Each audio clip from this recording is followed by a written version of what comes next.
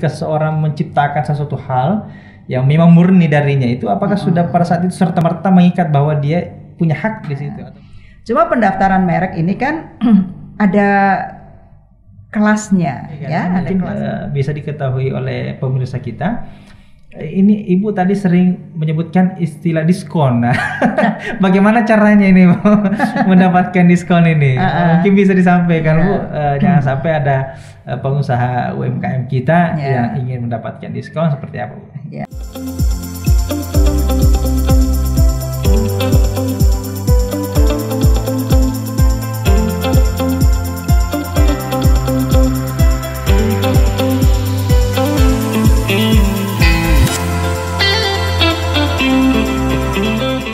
Oke, baik, bismillahirrahmanirrahim. Assalamualaikum warahmatullahi wabarakatuh. Salam perennial. Kembali lagi kita bersama-sama di dalam channel YouTube Perennial Law. Hari ini kita kedatangan tamu yang saya kenal beliau ini sebagai salah satu dosen di Fakultas Hukum Universitas Tanjung Pura yang memiliki idealisme tinggi ya di dalam proses mendidik ya. Bahkan beliau sering memberikan masukan-masukan kepada lembaga, baik itu di internal Universitas Tanjung Pura bahkan di luar. Hal ini adalah bagian dari wujud komitmen beliau terhadap bagaimana mengembangkan lembaga untuk mencapai apa yang menjadi tujuan dan cita-cita harapan masyarakat pada umumnya. Beliau ini adalah Ibu Doktor aktris ya, Nuryanti SHMU. Terima kasih Bu atas kehadiran Ibu di Perennial Law ini. Ya, mudah-mudahan kita bisa memberikan edukasi, pencerahan kepada masyarakat berkenaan dengan berbagai hal yang berkenaan dengan hukum. Nah, hari ini spesial kita akan membahas diktum ya, yaitu diskusi tentang hukum ya. Khususnya yang akan kita bahas ini berkenaan dengan hak kekayaan intelektual.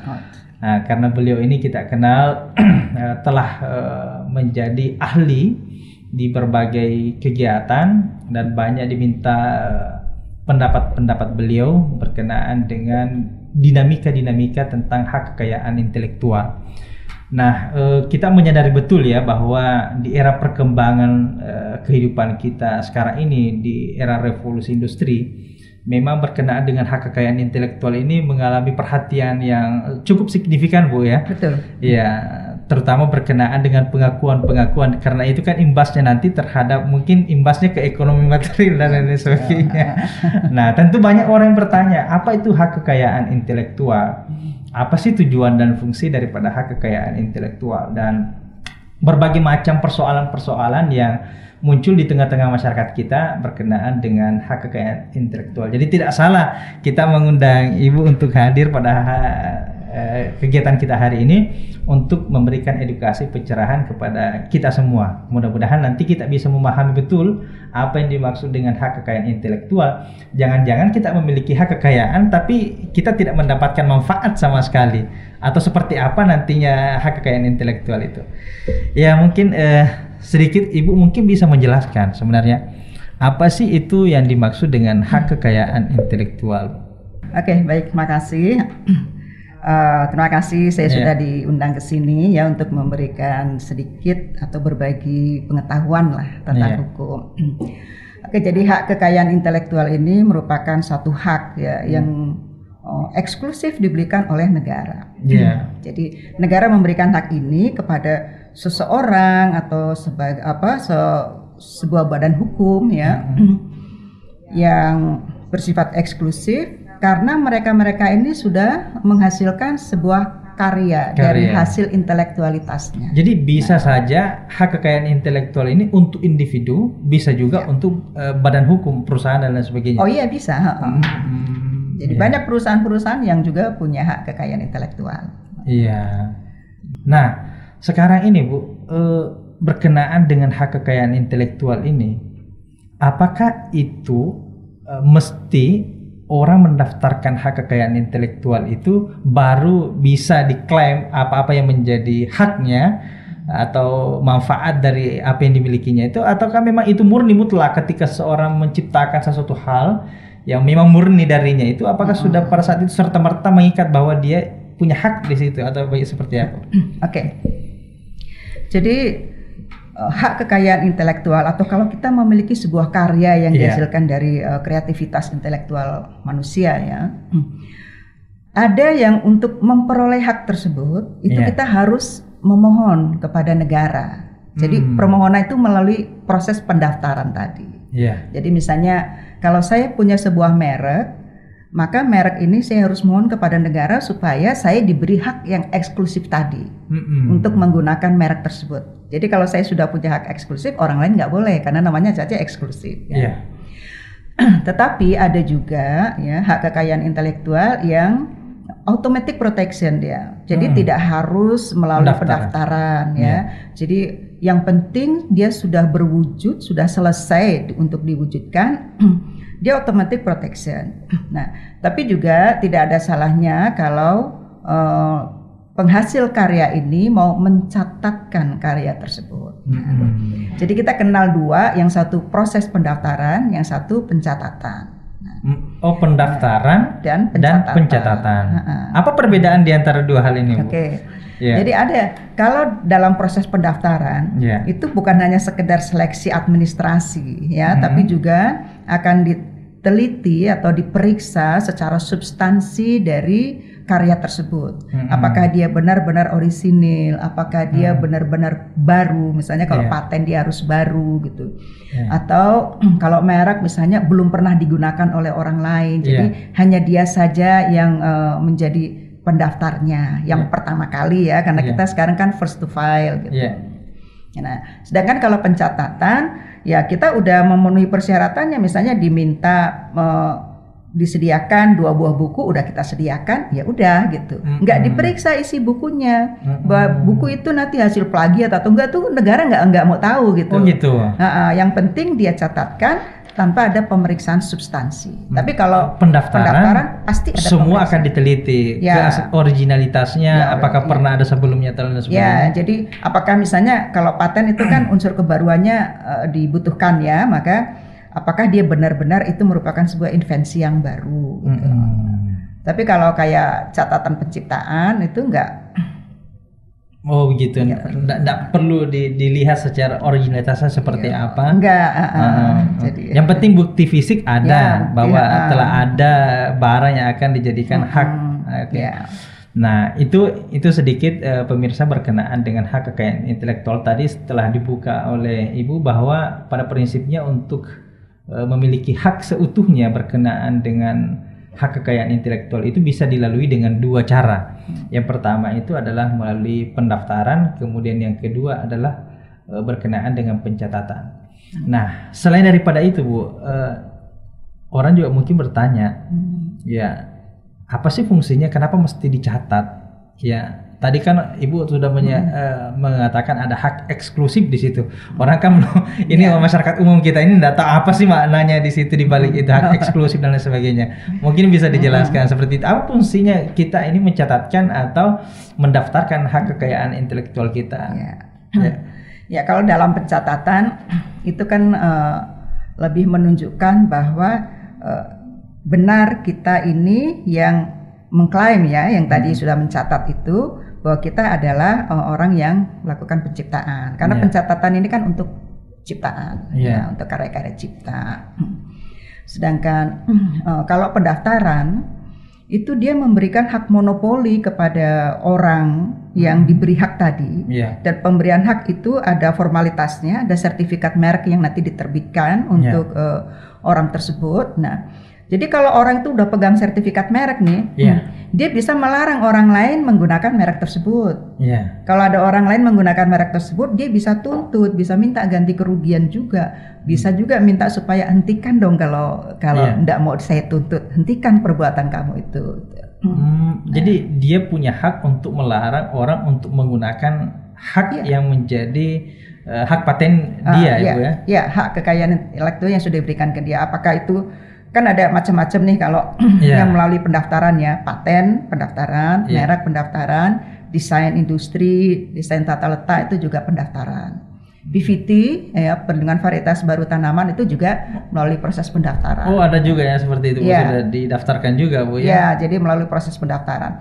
Tapi kalau penciptaan tadi kan saya katakan bahwa dia automatic protection. Jadi semua karya-karya cipta itu setelah selesai diwujudkan, hakikatnya negara itu sudah memberikan perlindungan. Mungkin contohnya misalnya ini lagu, Bu Ya, ya. misalnya saya membuat sebuah lagu. Iya.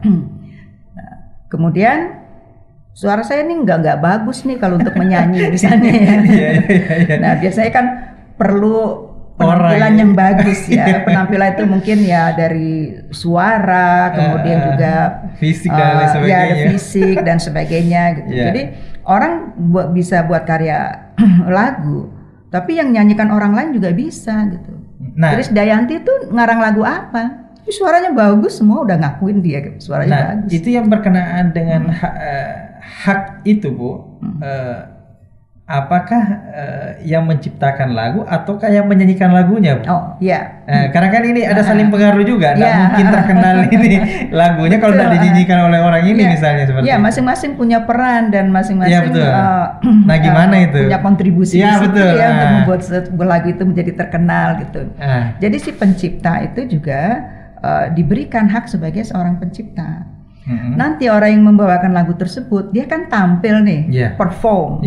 Nah, dia punya hak perform tadi, hak atas perform tadi. Jadi performer arts-nya itu ada sendiri. Tetap ada. Nah, kalau misalnya, Bu, ada lagu yang Ibu misalnya ciptakan, kemudian dinyanyikan oleh A misalnya, kemudian tidak lama setelah itu mungkin 10 tahun kemudian dinyanyikan lagi oleh orang lain, mungkin lebih fresh dan lain sebagainya, atau mungkin di aransemen ulang dan lain sebagainya. Nah, apakah berkenaan dengan misalnya pendapatan yang didapatkan setelah di aransemen ini? Kalau pencipta saya kira mungkin tetap dapat, Bu ya. Ya. Nah, kalau yang mantan penyanyinya ini kira-kira apakah dia masih dapat juga, Bu? Ya. Kalau suara dia yang diperdengarkan. Oh gitu. Ya. Jadi kan seorang pencipta lagu mungkin karyanya itu dinyanyikan oleh orang lebih dari satu gitu ya. Tapi masing-masing orang yang menyanyi ini kan punya perform sendiri. Nah, jadi mereka ini berhak atas performnya masing-masing. Oh iya, oke. Jadi cipta atas karya ciptanya tadi. Atas karya ciptanya. Jadi selama dinyanyikan ini dan mendapatkan hasil, itu otomatis pasti ada hak dari penciptanya, Bu ya. Iya. Seperti itu. Ya. Nah, ini pentingnya. Jadi kalau misalnya seperti ini, Bu, misalnya itu tidak dicatatkan misalnya. Nah, apakah bisa misalnya yang pencipta lagu ini misalnya sudah meninggal, kemudian anaknya masih ada, apakah ini bisa menuntut misalnya sementara lagunya ini belum pernah didaftarkan atau dicatatkan? Ya. Gimana itu kira-kira? Ya, jadi karya yang sudah selesai diwujudkan tadi, misalnya lagu itu udah selesai ya, iramanya dan segala macam, itu kan pasti akan dinyanyikan. Nah, jadi pada saat dia karya dia itu diperdengarkan kepada orang lain, itu udah bentuk publikasi dia gitu. Nah, juga memang ada susahnya juga kalau tidak dicatatkan karena mungkin saja nanti akan diklaim oleh orang lain, ya. Sementara mungkin dia udah meninggal, anak-anaknya atau ahli warisnya nih tidak punya keberanian untuk menuntut. Nah, jadi memang kalau saya sarankan juga sih, cobalah orang-orang yang punya karya-karya cipta tadi, itu juga berusaha untuk mencatatkan karyanya. Ya, untuk perlindungan dirinya dan juga untuk perlindungan keturunannya, karena perlindungan karya cipta ini cukup lama. Seumur hidup pencipta, plus 70 tahun setelah dia meninggal. Jadi ada waktu tersendiri, masa Bu, ya? perlindungannya tuh sangat panjang gitu. Jadi masa perlindungannya itu adalah selama hidup dari penciptanya ditambah 70 tahun setelahnya, berarti berimbas kepada generasi berikutnya. Jadi kalau kita ingin melindungi mereka gitu ya, catatkan aja. Karena kalau kita mengandalkan bahwa oh dulu pernah saya publish gitu ya, udah pernah didengar orang tahu itu karya saya, tidak menjamin sebenarnya. Betul. Untuk penjaminan atas hak Bu ya. Iya. Karena kan kita ya, tidak untuk kepastiannya dan perlindungan hukumnya. Makanya itu menjadi alat bukti. Bisa menjadi alat bukti. Ya. Nah, ini pemirsa kita bisa melihat bagaimana fungsi daripada pencatatan dan pendaftaran dari hak kekayaan intelektual itu. Jadi ada perlindungan yang diberikan oleh hukum sampai 7 tahun pasca 70 tahun setelah meninggalnya untuk karya cipta. Untuk karya cipta. Nah, Ibu tadi ini menyinggung beberapa hal nih Bu, berkenaan pembagian dari hak kekayaan intelektual ini Bu. Mungkin Ibu bisa menjelaskan mungkin sedikit kepada kita gambarannya macam-macamnya tadi ini Bu, karena mungkin kita tidak lebih melihat secara detail supaya kita bisa memahami. Ya, jadi hak kekayaan intelektual ini kalau kita lihat dari bagian-bagian yang dilindunginya ya, ada yang dikelompokkan ke dalam hak cipta tadi. Jadi hak cipta ini termasuk hak terkait. Sedangkan di satu sisi lagi ada yang namanya hak kekayaan industri. Jadi hak kekayaan industri yang tergabung di situ itu ada paten, merek, desain industri, rahasia dagang, desain tata letak. Ini semuanya ada di kelompok itu. Yang industri tadi Bu ya. Kalau dilihat dari sisi kepemilikannya ada yang dimiliki privat, individu, ada yang dimiliki komunal. Nah, jadi kalau kayak merek itu memang perlindungan privat. Paten perlindungan privat, hak cipta juga perlindungan privat. Tapi ada yang komunal, misalnya indikasi geografis itu komunal. Kemudian juga merek juga ada yang bisa digunakan bersama-sama, yaitu merek kolektif. Oh, ada juga bisa seperti itu. Tapi dia harus terdaftar sebagai merek kolektif juga. Artinya kita beberapa orang bisa menggunakan merek tersebut, memonopoli merek tersebut gitu. Bukan hanya satu orang saja, tapi merek kolektif. Proses pendaftarannya itu memang didaftarkan kolektif merek juga. Kolektif, biasanya misalnya anggota koperasi gitu, itu bisa menggunakan merek kolektif. Jadi selain daripada anggota koperasi itu tidak boleh menggunakan merek tersebut. Ya, kalau yang mendaftarkan tadi adalah koperasi, maka mungkin anggota koperasi itu yang diberi hak untuk menggunakan merek tersebut. Orang lain yang tidak anggota dari koperasi tersebut nggak boleh. Jadi begitu dia menggunakannya boleh dituntut Bu ya. Nah, sekarang ini kan Bu banyak juga nih muncul dinamika di dalam masyarakat kita. Ini kan banyak orang Bu ingin cepat sukses dengan cara mendompleng orang lain, misalnya seperti itu. Bahkan ini merek-merek ini kan Bu udah banyak ini merek yang terkenal, supaya ciptaannya ini cepat juga melejit di pasaran. Dia kadang-kadang mencontohi merek-merek yang lain, misalnya dia membuat sesuatu yang agak mirip-mirip. Nah begitu. Nah ini kan bahkan udah ada beberapa kasus ini berkenaan dengan, tidak salah ini ada geprek apa itu kemarin, bensu dengan bensu. Kan kemudian ada yang membuat geprek yang mirip dengan itu. Nah seperti ini Bu, apakah orang yang misalnya mencontohi merek orang lain itu juga bisa dijerat dengan ketentuan berkenaan dengan undang-undang hak kekayaan intelektual ini? Karena kalau misalnya pada penggunaan merek itu kan tadi saya katakan bahwa merek ini eksklusif. Eksklusif itu maksudnya bahwa hanya dia yang boleh pakai. Jadi kalau orang lain mau pakai dia harus izin dulu. Izinnya biasanya menggunakan lisensi. Jadi tanpa izin maka dia sudah melanggar hukum. Hukum itu hak orang lain yang dia gunakan, dan itu nggak boleh. Nah jadi bahwa ada persoalan penggunaan merek yang menjadi masalah gitu, misalnya tadi ayam geprek ada bensu. Bukan persoalan ayam gepreknya sebenarnya, penggunaan mereknya tadi. Bensu itu oleh Ruben Onsu diklaim sebagai singkatan dari namanya Ruben Onsu. Di satu sisi juga Benny Sujono mengatakan loh nama saya juga kalau disingkat namanya Bensu juga. Gitu. Nah yang seperti ini agak unik Bu. Karena kan secara logika masuk semua Bu. Ya, nah jadi kalau begitu kita ini kan menggunakan pertama ya tentu orang mendaftarkan merek itu harus dengan etikat baik ya, tidak maksud untuk mencelakai orang atau menekan orang atau merugikan orang gitu.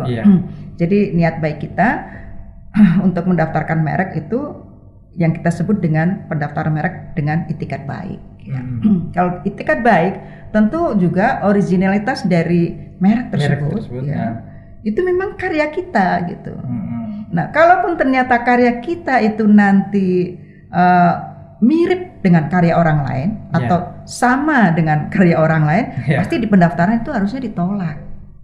Nah, cuma pendaftaran merek ini kan ada kelasnya ya, ada kelas-kelas barang atau jasa yang kita maksudkan untuk dilabeli dengan merek tadi. Ada juga pembagian kelas-kelasnya juga. Ada kelas barang dan jasanya gitu. Nah, jadi kalau beda kelas barang yang di tadinya misalnya kan ada mie ABC, ada batu baterai ABC gitu. Itu karena beda kelas, makanya tetap itu nggak masalah gitu. Tapi kalau kelasnya sama itu yang menimbulkan masalah dan bisa menyebabkan pendaftaran merek kita ditolak. Begitu. Nah, ya karena ada kemiripan, ya kemiripan itu bukan hanya dari sisi tulisan, tapi bisa juga dari misalnya bunyi yang diucapkan. Karena merek sekarang ini perkembangannya sangat beragam ya, tekstur bisa menjadi merek. Tekstur itu kan hanya diraba aja, tapi ada loh merek yang dalam tekstur. Bunyi itu juga. Bisa juga. Bunyi ya. Jadi kalau ada bunyi yang biasa udah didengar oleh orang lain kemudian diciplak itu juga bisa masalah Bu ya sebenarnya. Ya merek bunyi itu misalnya Always Coca-Cola ya. Kemudian juga ada kalau film tuh yang ada gambar singa mengaum itu. Itu udah terdaftar sebagai merek bunyi. Merek bunyi juga. Nah, ini ada tadi Ibu singgung berkenaan dengan Ruben ini kan yang kita contohkan yang singkatan nama, dan ada juga orang yang mirip singkatan namanya seperti itu. Nah, bagaimana kalau seperti ini kasusnya Bu? Jadi ada orang yang sudah memiliki merek misalnya yang sudah terkenal, tapi mungkin karena kelalaian atau belum menyadari apa fungsi dari pendaftaran hak kekayaan intelektual itu, ini tidak mendaftarkan atau lupa mendaftarkan atau apalah faktornya. Dan tiba-tiba ada orang yang mendaftarkan merek tersebut dengan hampir bisa dipastikan hampir sama. Nah, apakah kemungkinannya ini Bu? Kalau misalnya didaftarkan, bisa kemungkinan ini diterima Bu, meskipun bukan yang pertama yang membuat model ini seperti ini. Karena pemeriksa merek itu nanti hanya melihat pada apakah merek tersebut sudah terdaftar atau belum. Jadi kalau ternyata belum terdaftar ya biarpun si pendaftarnya itu tadi yang kedua ternyata ini ya kemungkinan besar pemeriksa merek juga nggak tahu. Terkenal di Ketapang misalnya, kita Pontianak juga belum tentu tahu. Betul. Jadi tapi ada prinsip bahwa pendaftaran merek itu harus dengan etikat baik. Maka etikat baik ini seringkali digunakan untuk saling gugat menggugat. Nah jadi ya kita jadi manusia itu ya harus yang jujur saja. Dan juga kalau bisa membuat sendiri, apa salahnya kita buat sendiri gitu. Nah tentu karena kalau kita melihat ada banyak kepentingan berkenaan dengan haki ini orang ingin tahu apa sih keuntungannya. Kan Ibu ini udah sering diundang menjadi pembicara berkenaan dengan haki. Apa sebenarnya Bu keuntungan yang paling besar di dalam haki ini Bu? Memang kalau kita bicara hak kekayaan intelektual itu sebenarnya karena di dalamnya itu ada hak ekonominya. Jadi pada haki itu ada dua, hak moral dan hak ekonomi. Ya jadi hak ekonomi yang sering jadi orang menjadi bersengketa gitu. Karena persoalannya kekayaan tadi. Jadi orang membangun merek itu memang harus dengan perjuangan. Tidak ada merek yang tiba-tiba terkenal. Betul. Tapi jadi itulah yang juga harus dihargai gitu. Yang merek-merek yang sudah diperjuangkan oleh si pemiliknya. Jadi fungsinya jelas kalau bagi konsumen ya. Misalnya saya akan membeli barang, maka saya akan mengidentifikasi barang yang akan saya beli tadi itu melalui merek tadi. Saya mau beli odol gigi atau pasta gigi ya. Kalau tanpa merek saya akan bingung yang mana yang cocok untuk saya. Tapi dengan merek maka saya gampang memilih. Ya. Kemudian juga sebagai tanda dari kualitas ya. Betul. Jadi bisa menunjukkan kualitas banyak produk diperdagangkan, tapi merek produk yang berkualitas itu bisa kita kenali lewat mereknya tadi. Makanya orang lain nggak boleh mendompleng karena bisa merusak kualitas reputasi orang yang sudah membuat produk yang berkualitas tadi. Dan juga itu bisa sebagai prestis ya merek itu. Kalau kita menggunakan, kan ada orang-orang yang senang dengan tas-tas branded, baju-baju branded, itu prestis. Betul. Sepatu branded, ya prestis. Betul. Dan itu semua bagian dari hak kekayaan intelektual sebenarnya Bu ya. Imbasnya semua dari situ. Nah, jadi ini memperlihatkan para pemirsa bahwa berkenaan dengan hak kekayaan intelektual ini banyak dampak-dampak yang bisa dimunculkan. Ya, mungkin kelihatannya sederhana ya, tapi ternyata kalau kita lihat lebih jauh seperti yang diungkapkan tadi oleh Ibu, ternyata itu berkenaan dengan kualitas, itu berkenaan dengan kepercayaan diri seseorang, bahkan banyak hal yang lainnya. Dan merek itu tidak mudah untuk membangun merek yang terkenal. Tidak mudah mungkin baru. Memang butuh perjuangan. Masa ada 1-2 orang tiba-tiba begitu merek ini sudah memiliki nama tiba-tiba langsung membuat merek seperti itu tidak menghargai ya. Dan memang seperti inilah yang negara harus hadir di situ untuk melindungi setiap hak kekayaan yang dimiliki oleh warga negaranya seperti itu. Nah, jadi para pemirsa, ketika memiliki hak kekayaan atau sebuah ciptaan yang belum pernah dimiliki oleh orang lain, ya sepatutnya ini berdasarkan penyampaian dari Ibu tadi, seharusnya itu segera didaftarkan. Karena kita tidak tahu, mungkin penciptaan kita sekarang ini belum ada apa-apanya, tapi mungkin 10 tahun yang akan datang ternyata baru ketahuan, ini manfaatnya, ini hebatnya, dan seperti itu. Dan ternyata salah satunya membuatnya itu mungkin kita sendiri. Bahkan batik kita ini kan pernah juga diakui di luar Bu ya, karena kita tidak pernah lalai mendaftarkan dan sebagainya. Seperti itu. Nah, para pemirsa, mudah-mudahan ini tergambarkan berkenaan dengan bagaimana pentingnya pendaftaran hak kekayaan intelektual itu. Nah, kemudian ini Bu, Ibu kan udah banyak melihat nih Bu, dan banyak mengetahui bagaimana pentingnya hak kekayaan intelektual itu, dan bagaimana seharusnya kita berbuat berkenaan dengan itu. Nah, di daerah kita di Kalimantan Barat ini saya kira banyak hasil ciptaan-ciptaan yang dimiliki oleh masyarakat kita, bahkan banyak kreativitas yang mungkin kalau kita lihat dari sisi pendaftaran hak kekayaan intelektual di Kalimantan Barat ini seperti apa dan apa problemnya Bu sehingga posisinya seperti sekarang ini. Silakan. Sepanjang informasi yang saya dengar bahwa memang pendaftaran dari Kalimantan Barat itu termasuk kecil, termasuk kecil. Mungkin masyarakatnya yang belum menyadari bahwa karya itu perlu untuk didaftarkan. Jadi mungkin merasa repot-repot mendaftarkan gitu. Padahal sekarang mendaftarkan mudah gitu loh. Ini apakah ada biayanya Bu memang untuk mendaftar? Ya memang ada biayanya. Ada juga. Ada biayanya. Tapi kalau misalnya mereka yang tergolong sebagai pelaku usaha kecil dan menengah atau dari kalangan perguruan tinggi itu kan ada potongan harganya ya, potong biaya pendaftarannya itu di diskon. Jadi itu untuk membantu lah para usaha mikro dan kecil itu supaya mereka juga mau mendaftarkan mereknya. Dan semakin tahun itu kita juga melihat sebenarnya pendaftaran merek dari Kalbar itu juga semakin tinggi walaupun meningkat Bu ya. Meningkat, tapi ya kalau dibandingkan dengan daerah lain memang kecil tapi kita sudah mulai meningkat. Saya lihat jumlahnya itu semakin banyak gitu. Jadi sudah ada peningkatan Bu ya berkenaan dengan pendaftaran hak cipta yang dimiliki oleh masyarakat kita. Dan juga dari misalnya dari Kanwil Kumham itu juga kan intens mereka menyuarakan pentingnya pendaftaran kekayaan intelektual. Iya, betul. Jadi itu termasuk satu usaha pemerintah supaya rakyat kita ini dilindungi, diberikan keadilan gitu. Iya. Bahkan ini Bu, saya melihat mungkin salah satu juga ini bagian dari penelitian dosen kita. Saya kemarin dapatkan itu ada masyarakat kita yang punya semacam satu produksi makanan dan itu dipasarkan tanpa menggunakan merek, Bu.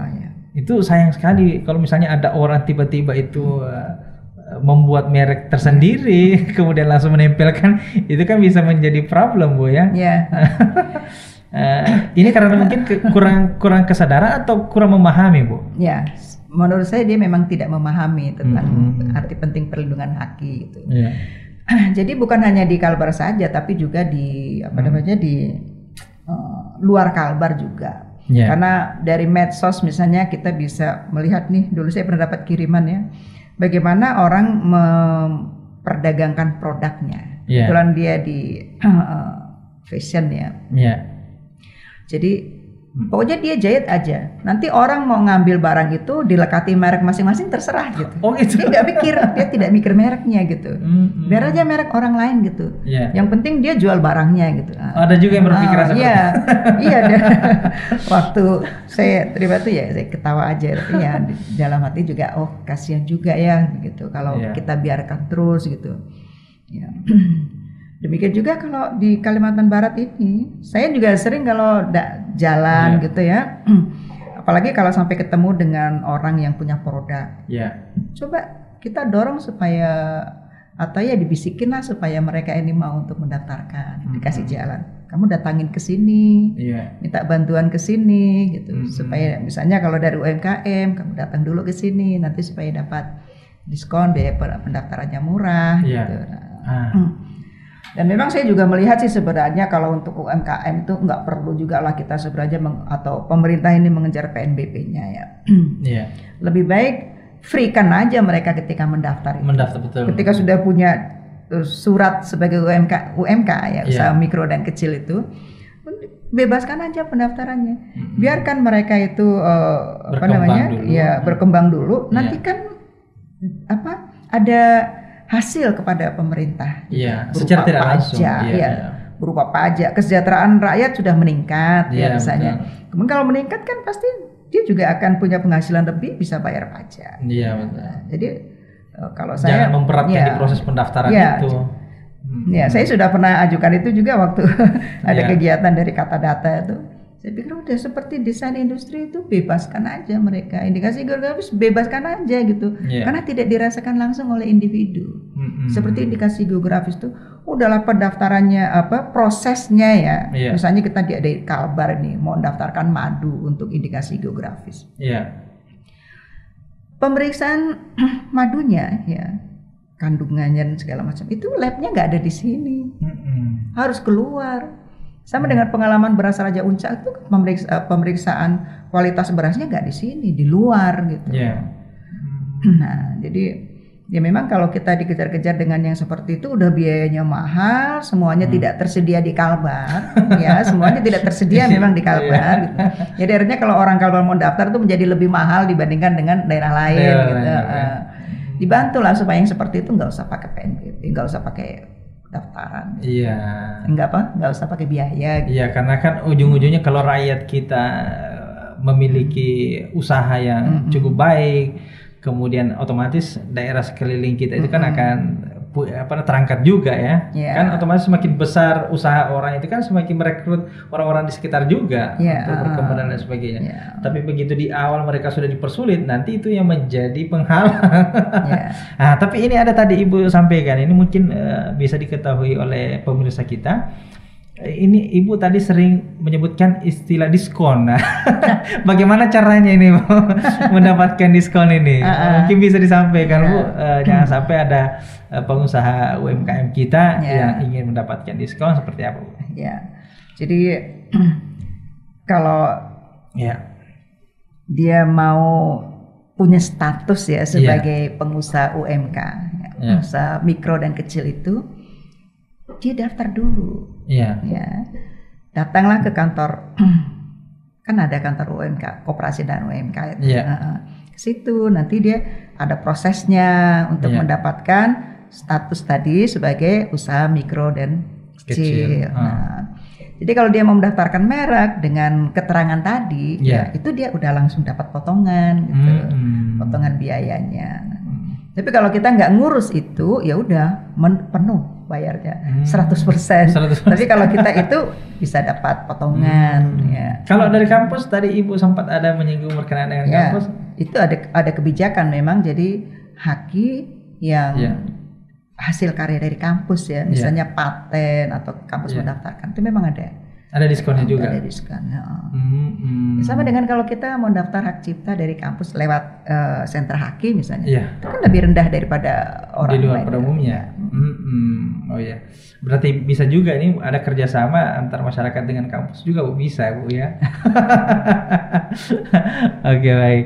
Nah, para pemirsa, itulah tadi berkenaan dengan bagaimana pentingnya mendaftarkan hak kekayaan intelektual dan problem yang ada di dalamnya. Jadi kita tidak bisa menganggap enteng berkenaan dengan hak kekayaan intelektual ini, karena ya outputnya itu ya ada juga yang berkenaan dengan nilai material, nilai ekonomi ya Bu ya. Dan itu mungkin saja untuk saat ini belum kita mendapatkan, tapi setelahnya ini mungkin generasi kita mungkin bisa mendapatkannya. Nah, kalau kita tidak mendaftarkannya, bahkan orang lain yang mendaftarkannya, itu nanti akan bikin masalah. Seperti itu. Potensi bermasalah itu, dan ya saya kira kita menghindari hal itu ya. Jangan sampai nanti orang merasa memiliki kepunyaan kita, baru kita juga merasa oh itu punya saya. Nanti kan kebanyakan kita seperti itu ya. Nanti kita merasa memiliki ketika orang menganggap apa yang kita miliki itu kepunyaan mereka. Tapi ketika tidak ada yang mempermasalahkan, kita juga acuh tak acuh kadang-kadang berkenaan dengan hak kekayaan intelektual kita. Jadi ada banyak hal. Saya kira setiap daerah punya keunikan masing-masing dan masyarakatnya punya kreativitas masing-masing. Nah, di Kalimantan Barat ini saya kira kita tidak tidak kalah jauh lah berkenaan dengan produktivitas kita dalam menciptakan sesuatu. Bahkan dari leluhur kita mungkin udah banyak memberikan sesuatu kepada kita yang belum pernah kita daftarkan. Apakah itu berkenaan dengan kearifan lokal yang ada di sini? Warisan budaya tak benda. Itu gimana itu ya? Iya. Ini baru-baru ini juga kan heboh ya ketika Malaysia mendaftarkan songket Malaysia. Gitu. Padahal di Indonesia ini kan pengguna songket ya, di Kalbar banyak, Sumatera banyak, di Sulawesi juga ada ya songket ya, Bali ya yang ada ya. Nah, siapa sih? Tapi karena ini tercatat ya, pencatatan warisan budaya tak benda, maka nggak masalah sebenarnya Malaysia sudah memperoleh pencatatan itu dari UNESCO, ya kita juga kita ajukan aja bahwa kita juga gunakan songket itu gitu. Jadi kita ini sebagai pewaris budaya juga dari penggunaan songket tersebut. Oh ya, bahkan ini Bu, ada saya dengar juga bahagian dari kepunyaan kita itu ketika dijual keluar yang tidak memiliki merek, di luar itu diberikan merek, bahkan nanti dijualnya kembali ke kita yang dengan harga. Oh iya, itu ada produk-produk kerajinan. Betul ya. Kerajinan ya, termasuk juga yang sudah menjadi kursi atau apapun gitu. Dari wilayah kita itu masuk ke Malaysia. Nanti Malaysia dikasih merek sama dia. Nanti ujungnya kita beli, nanti dijual ke Surabaya, ke Jakarta gitu. Kembali ke Pontianak. Kembali lagi dengan merek, kemudian kita bangga bahwa kita membeli produk Malaysia. Padahal produk sini aja gitu. Cuma diolahnya mungkin di sana. Cuma karena mereka sudah melekatkan mereknya tadi. Ini juga yang agak sedikit miris Bu ya. Kita ini banyak karena mungkin tidak memahami berkenaan dengan fungsi daripada hak kekayaan intelektual itu untuk menggunakan itu atau memberikan merek dan lain sebagainya, sehingga pada akhirnya ya kita bangga terhadap karya orang padahal itu milik kita sebenarnya. Iya, betul, dari kita. Iya. Ini berkenaan dinamika lah yang yang ada di dalam masyarakat kita.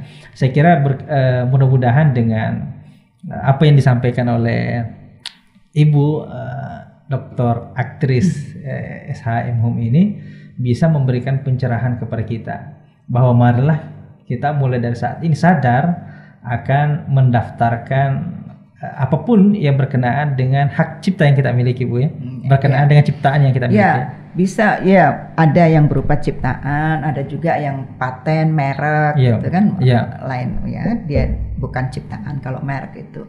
Tapi yang penting bahwa semua karya intelektual kita itu karena punya potensi atau nilai ekonomi atau sesuatu yang bisa mendatangkan kekayaan di kemudian hari gitu.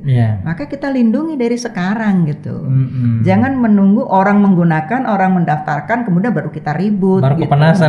Baru kepanasan karena kita tidak daftarkan atau tidak kita catatkan. Jadi sebenarnya negara ini udah cukup memberikan perlindungan, ruang untuk melindungi rakyatnya gitu. Cuma kita juga menyadari bahwa masih banyak masyarakat kita yang memang masih belum memahami ya, sehingga mereka mengabaikan untuk mendaftarkan atau mencatatkan karya-karya intelektual mereka tadi. Iya. Kalau Ibu melihat dengan perbandingan di luar negeri, Bu, karena kan Ibu ini pernah juga ikut program sandwich, Bu ya, ke Amerika, Bu ya. Kalau di Amerika itu Bu seperti tapi paling tidak Ibu kan melihat sedikit perbandingan bagaimana di sana masyarakatnya berkenaan dengan kesadaran akan hak kekayaan intelektual itu, penghargaannya dan sebagainya. Seperti apa kira-kira? Ya. Kebetulan negara yang saya kunjungi itu tergolong sebagai negara yang disebut dengan negara maju ya, negara utara.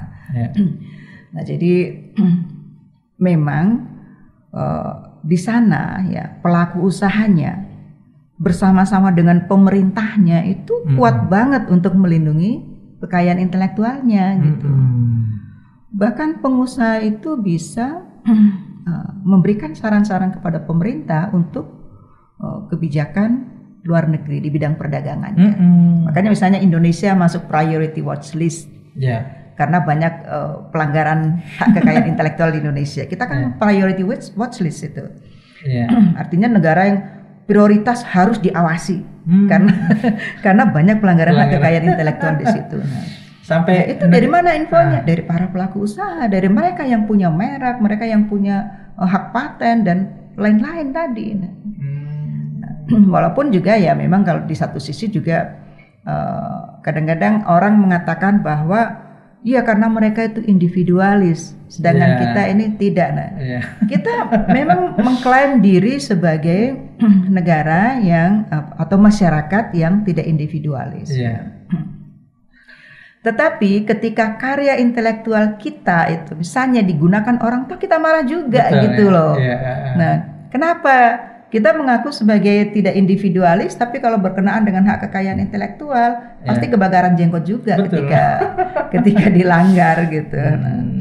Jadi karena apa kuncinya? Di sini ada kekayaan.